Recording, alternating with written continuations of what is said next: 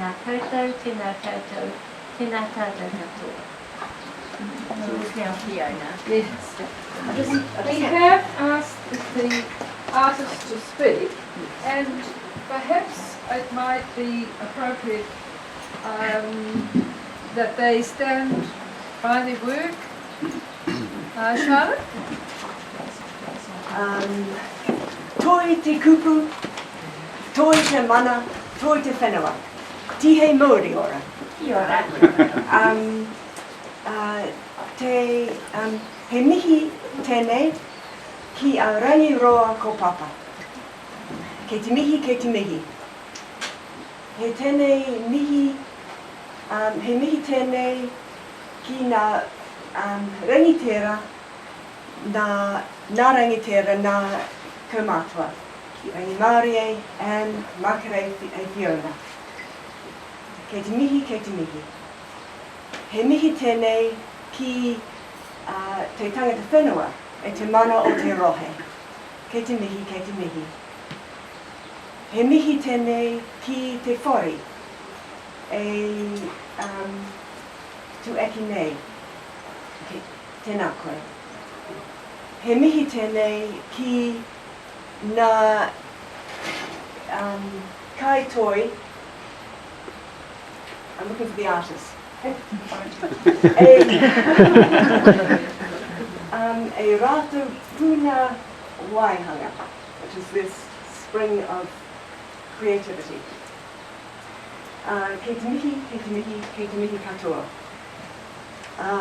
Ko wai au, no Ingarangi o ke tūpuna. I tipu aki aioi I Murihiku I Tamaki Makaurau. Ko Butts, ko Cashmore na whānau. Noa Aotearoa ahau. I whānau aiau I Tikirangi. Ko Manukau te Moana, ko Waitakere te Pai Maunga.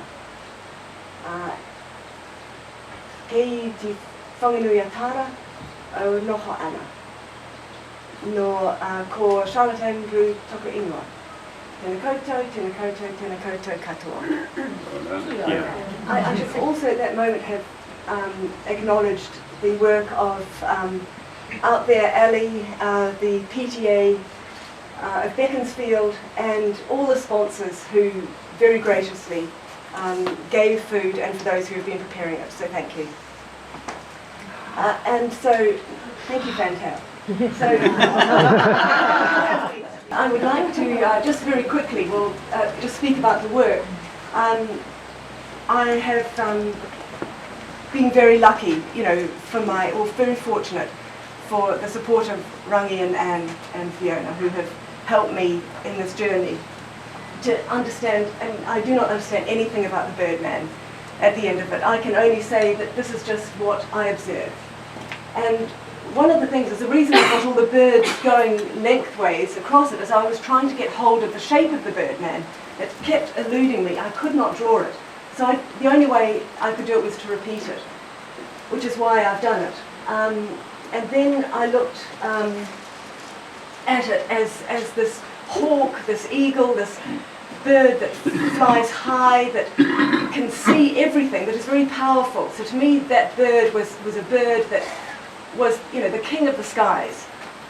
And then I looked at the wings, which had these other little birds along it, and for me they leapt off, so they are leaping, and actually they're climbing back onto the wings from the bottom up. But those wings, when I looked at them individually, they all seem to be land foragers, they seem to be land birds.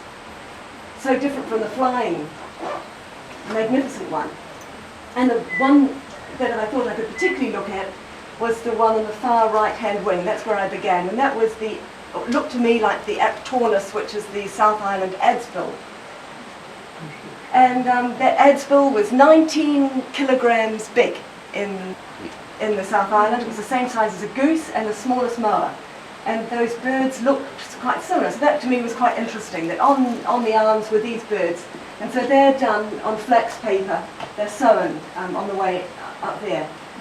And then I looked at the head of this bird, which was always seemed to be facing west. And I went to see some birds that were not only here in Frenchman's Gully, but in some other sites. They all looked to be facing west. So like the Egyptians with the profile, I was looking at the head changing direction to think, well, you know, that is, perhaps it's west facing. And hiding now behind here, oh, I did this board so you could understand. Sorry. Sorry to hide you behind here. So this is actually the a photograph enlarged, and right, that's the bird that I was looking at, the Iptornis, and then this here, that's a copy of its skeleton, which is in the Canterbury Museum. That's it on the wing, and that's one that's at Earthquakes. That is very similar. So that was just looking at perhaps, you know, were these birds drawn? Anyway, then I did this one here, which is looking at the head. And when I did one head, I decided to put them together as if they were communicating to one another. And suddenly you had this double-headed, which is on this hanging here, this double-headed hammerhead head, which was David Simmons, who's in Auckland, said to me that that the double-headed head was a hammerhead. This might all be wrong. Please tell me if I'm wrong. Was a hammerhead shark, the Mango Pare, and certainly Tony Thomason, when he drew this one, which is also in Frenchman's Gully, it's one of the bird group. If you look very, you know, closely, you can see it's got a double head. And when he drew it back in the 60s, he could see the double head. So that was just interesting to me. That for me, it came about through trying to get the two heads to come together and just putting them in an opposite way, and they looked like they were communicating. And that made me feel as though they were communicating with the other world, you know, the ancestors, this other dimension that we can't see, which is why I've got holes in these. They're looking through beyond. And these, you know, eyes, that perhaps something is looking back at us. It's this connection with this other world. And then, well, very quickly I did the stamps, because I found this quite an extraordinary decision on of the Rock Art Trust, who have made stamps from these bird men, from these rock drawings, which it began to, for me, I couldn't understand it, began to blur that line between what is protection and being very careful it doesn't become revenue, you know. But that's something I'll leave. And then down here, I also had to start to think about the materials, because one of my big problems was that these are coffee sacks. Now, I have so much to learn about the whole Maori culture, and one of the things that I learned quite early on, but too late, was that making work on blankets, which are cheap, on coffee sacks, which are cheap, that they are noa. And so here I have a sacred image, and it's on something that has been used for food or sleeping, and that takes away that sacred aspect. And I didn't know what to do. And so then I thought about covering the whole of the material. So all of this material is covered in ochres. They're ochres from the whole of New Zealand, from the North Island to the bottom of the South Island. Some are red and some are yellows. And they're all rubbed into it. So for me, this whole fabric has been covered over with something else. So in using ochre, I was trying to respect the tapu nature of that image. And for this one, which was in a blanket, sin of all sins, I covered it in plastic, and I hoped that perhaps in that way, in my own way, I could seal in that noa aspect. It was covered. And they were then squashed together so that none of that blanket could escape. It was sealed behind. These all might be wrong, but they were just ways of me, for me the art is just a way of exploring the questions and problems that I come across. And I think that that the ochre brings me on to the other artists, because that's one reason why I chose the artists today, was they either worked in limestone, which are from the rock drawings, or they work in ochre, which is, or charcoal, that the drawings are made from. Ramonda is not here, she's in Australia, who's Rangi and Anne's niece, but for her beautiful limestone carvings of the birds, I couldn't ask her what she wanted me to do, but I thought it would respect her work and respect the idea behind these birds if they became guardians. So each door has a bird that stands beside it guarding it, and I have them facing north, south, east and west. And then we have, I'll hand over to Mary. Mary Horn, I keep losing you. and then to Mark. But we mustn't forget Shannon. Where's she gone? Down here. And Shannon, has done these works here on the limestone, and also this work here on the in terracotta, and also the beautiful flax flowers that are on the table. And I just have to say too that I think that you're very brave to do all this and be part of this, but also that you're very fortunate to be under the wing of Fiona. We are all in our way under Fiona's wing, and it's a very strong protection, so thank you. Thank you. Thank you, Sarah. How I came into this kind of thing is a number of years ago I had an exhibition at the Forester Gallery, and that's the exhibition thing. And I decided, I went on pilgrimage to the sacred places of the land in the South Island. And when I came back, I did a series of pilgrimage paintings. There are 3 of them. That's all I have left in there. And there are a couple of other paintings in there. And I used the ochres that were given me permission by the Ngāi Tahu people. But I also used in this book a lot of work from Song of Waitaha. And the Waitaha people gave me special permission to use in this book. There are a few copies. I haven't got many left of this book. Now, when I did that, I used ochre, I ground it, I slurried it, I mixed it with oils, and you'll see through there the result. But this week, I did something different. There's a little painting over here, and I've been doing a series of wise women. All of us are wise women, and that belongs to all peoples in all times. But they've taken on a new life, and this week I did that one using the ochres, but it's not done with oil. It's done with watercolour. So the ochre, before I mix the oil with it, before I ground it, is you have to let it set, and it goes in little tablets. And I used it, tried it out straight off, using it with water.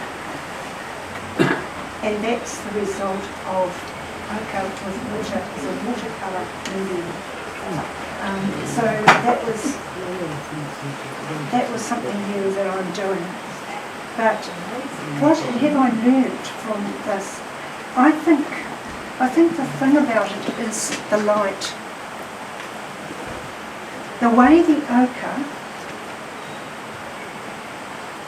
transforms the light so that you see more than you saw before.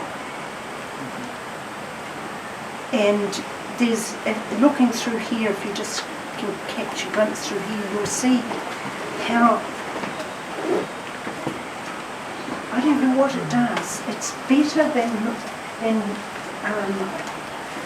commercial paint. It has a glow about it. Like, I suppose it's the years that it's been absorbing the sun, the land, and it's all related to the land, because if you look carefully at that portrait there, you'll see she has the land in her face. The land and the people, and I think the Maori people say, he tangata, he tangata, he tangata, he whenua, he whenua, he whenua. The people, the land, the land. So hopefully I am becoming, with you, and Rangi and Anne have helped me part of the land. And if we become part of the land, we'll look after it.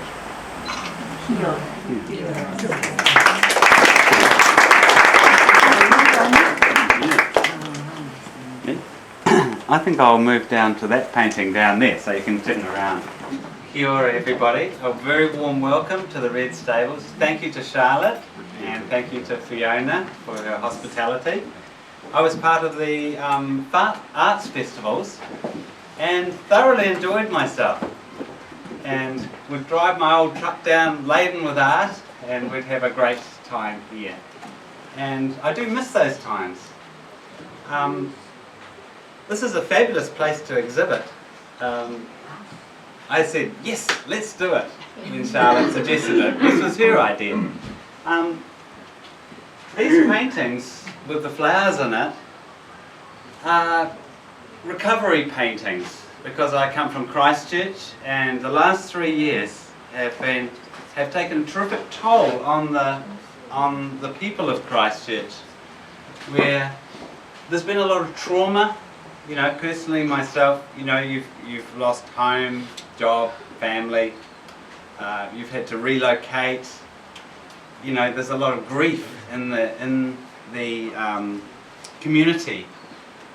And for me personally, these paintings spring out of a new life that comes from that loss. There comes a healing and a recovery and a new sense of purpose. And so these paintings are very healing, they're very exuberant. And being a paper maker, I was approached by the local recycling people, and they were all losing their jobs. And they said, Mark, we want you to teach us how to make handmade flowers, and we want to put seeds in them so that people can have a bunch of flowers and buy it. And so I began to design the equipment I built the big machines, the Hollanders, I worked out how to do it, made the flower moulds, and they've started their business doing that. And that's for jobs for people. But I thought I'd like to explore the art side of it. So these flowers are made from cotton rags, so take your shirt, whatever, put it into one of my machines, grind it up into pulp, and then form the flowers on stainless steel moulds, pop them off, make another 500 the next day. So I thought, yeah, I'd like to explore this thing. And my big studio has lights in it. I was working all night, and in flew a beetle and caught itself into this into my frame. When I framed it up, I framed him in. And the gallery director rang me in a high panic, said, Mark, there's something caught into one of your paintings. I said, well, what is it? He said, it's a beetle. And I hope it hasn't laid eggs in there. This painting was purchased for the new Kaiapoi Library, and the library was destroyed in the earthquakes. And they haven't even built it yet. It won't be built for another year. But they loved the work so much. They loved the beetle. There he is. So I'll print him in and make a little note, you know, about his proper name and everything. So the last 14 years I've been running around the world doing all kinds of things.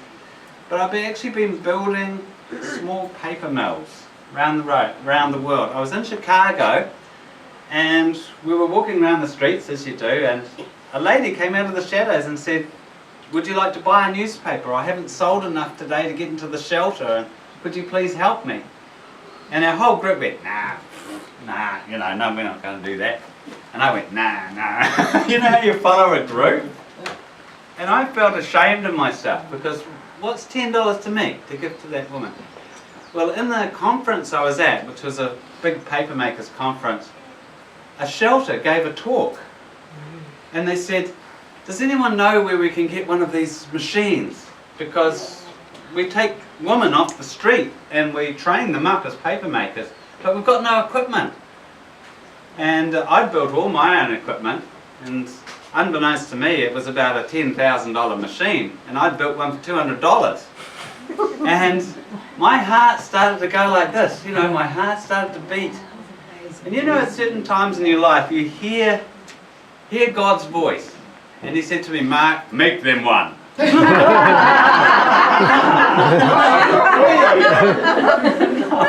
Maybe someone else can, you know. But anyway, I came back to New Zealand, I talked to my family, I said, well, why not? You know, make them one. So I built a giant machine, and we cut it into sections, and we posted it to the piece by piece. And that machine has run for the last 12 years, non-stop. I'm producing pulp for painters. You can see in the books here. So not only do I do art, but I love to serve. I love to serve around the world. And we sell the prints for a fundraising for $20 each. You know, if you want to take them away, go for it. There's a machine out there to see. But when I was a young man, I have had responsibility ever since I was 20 years old.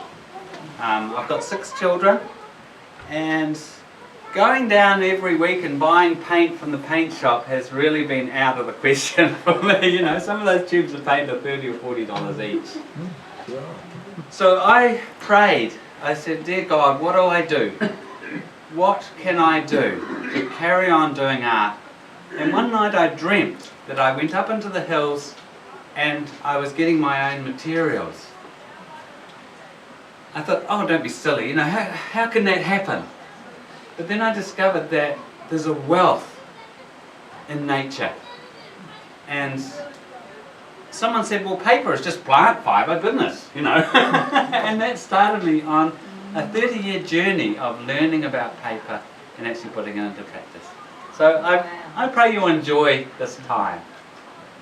It's a tremendous privilege to be here and to speak, and thank you so much. Right, God bless you all.